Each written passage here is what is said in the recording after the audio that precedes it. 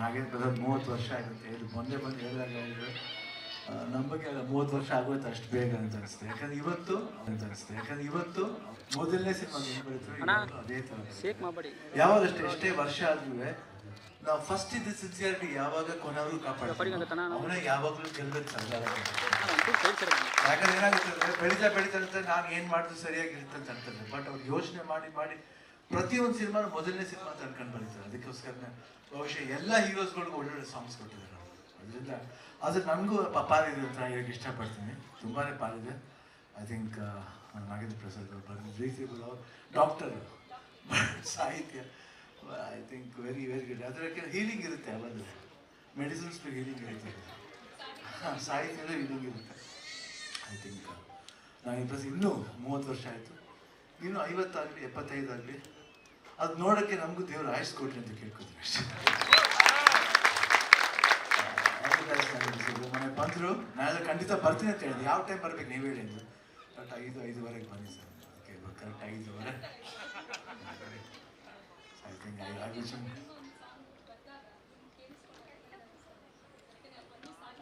ಎಲ್ಲ ಸಾಂಗ್ಸು ಚೆನ್ನಾಗೇ ಬರೀತಾರೆ. ಯಾವ ಸಾಂಗ್ ಅಂತ ಪರ್ಟಿಕ್ಯುಲರ್ ಹೇಳೋಕ್ಕೆ ಆಗಲ್ಲ. ಯಾಕಂದ್ರೆ ಅವ್ರು ಎಲ್ಲ ಟೈಪ್ ಸಾಂಗ್ಸು ಬರೀತಾರೆ. ಎಮೋಷನ್ಸ್ ಇರ್ಬೋದು, ರೊಮ್ಯಾಂಟಿಕ್ ಇರ್ಬೋದು, ಇಲ್ಲಾಂದರೆ ಹೇಳ್ತೀವಿ ಹೀರೋಯಿಕ್ ಸಾಂಗ್ ಇರ್ಬೋದು. ಎಲ್ಲ ಸಾಂಗ್ಗೂ ಒಂದು ಅರ್ಥ ಕೊಡ್ತಾರೆ.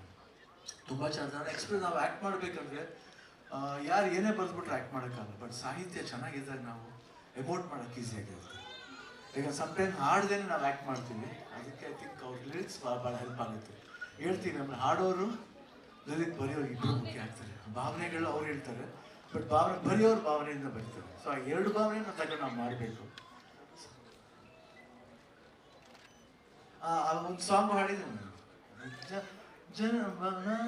ನಾನೇ ಅಮ್ಮ ಥ್ಯಾಂಕ್ಸ್ ಅಪ್ಪ ಥ್ಯಾಂಕ್ಸ್ ಈ ಭೂಮಿ. ಆ ಸಾಂಗ್ ಅದೇ ಆ ಸಾಂಗ್ ಆ ಸಾಂಗ್ ಅವರೇ ಬರೆದಿದ್ದು. ಅದಕ್ಕೆ ಅದು ನಾವೇ ಹಾಡಿದ್ದಾರೆ. ಹಾಡ್ಬೋದಾ ಸರ್? ಇಲ್ಲ ಮಾಡ್ತಾರೆ. ಲಿರಿಕ್ಸ್ ಕೊಡ್ತೀನಿ ನಾನೇ. ಆಮೇಲೆ ರಕೆಯ ಕುದುರೆ ಹೌದು SPB ಅವ್ರಿಗೆ ಲಾಸ್ಟ್ ಸಾಂಗ್ ಅದು. ಯಾಕಂದ್ರೆ ತುಂಬ ಬೇಡ ಹಾಡೋರು ಹಾಡೋದು. ನಾನು ಹೇಳಿದೆ ಇಲ್ಲ ಅಲ್ಲ SPBನೇ ಆಡಬೇಕು, ನನಗೆ ಅವ್ರ ವಾಯ್ಸೇ ಬೇಕು ಅಂತ ಆ ಸಾಂಗ್ಗೆ ತುಂಬ ಹಠ ಮಾಡಿ ಅದು. ಆಮೇಲೆ ಎಲ್ಲರಿಗೂ ಒಪ್ಕೊಂಡು ಅವ್ರು ಆಡ್ತಾರೆ. ನನಗೆ ಭಾಳ ಖುಷಿ ಆಯ್ತು ಅವ್ರು ಆಡಿದ್ದು. ಆಮೇಲೆ ಆ ಸಾಹಿತ್ಯನೂ ಅಷ್ಟೇ. ಅದು ಮಲಯಾಳಂ ಸಾಂಗ್ ಅದು ಈಕ್ವಲ್ ಆಗಿ ಅವರು ಆ ಸಾಂಗ್ ಮಾಡಿದ್ರು ಅಂತ. I think one of my favourite song. ಹಾಗೆ ನಿಮಗೆ ಈಗ ಎಷ್ಟೊಂದು ಹೀರೋಗಳನ್ನ ಸಾಂಗ್ಗಳನ್ನ ನೋಡ್ತಾ ಇರ್ತೀರಾ. ಹೀರೋಯಿಸಮ್ಗೆನೆ ಒಂದು ಸಾಹಿತ್ಯನ ಒಂದು ಮಾಸ್ ಆದ್ರೂ ಪರವಾಗಿಲ್ಲ, ಕ್ಲಾಸ್ ಆದ್ರೂ ಪರವಾಗಿಲ್ಲ ಅಂತ ಹುಟ್ಟಾಕ್ದವರು. ನಿಮ್ಮ ಮಾಸ್ ಸಾಂಗ್ಗಳಿಗೂ ಕೂಡ ಹಲವು ಸಾಹಿತ್ಯವನ್ನ ಇವರೇ ಬರ್ತಿದ್ದವರು.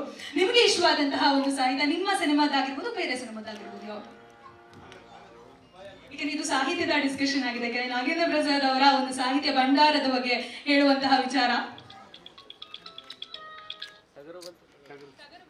ಟಗರು ಬಂತು. ಇನ್ನೊಂದು ಇವಾಗ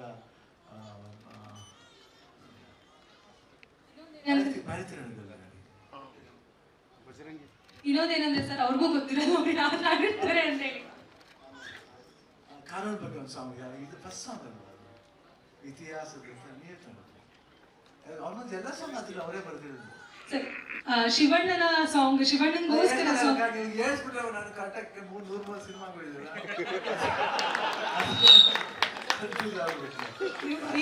ರೆಕ್ಕಿನ ಕುದುರೆ ಏನೇ ಹಾಡ್ಬಿಡಿ ಸರ್, ನಿಮ್ಗೆ ಇಷ್ಟವಾದಂತ ಸಾಂಗ್.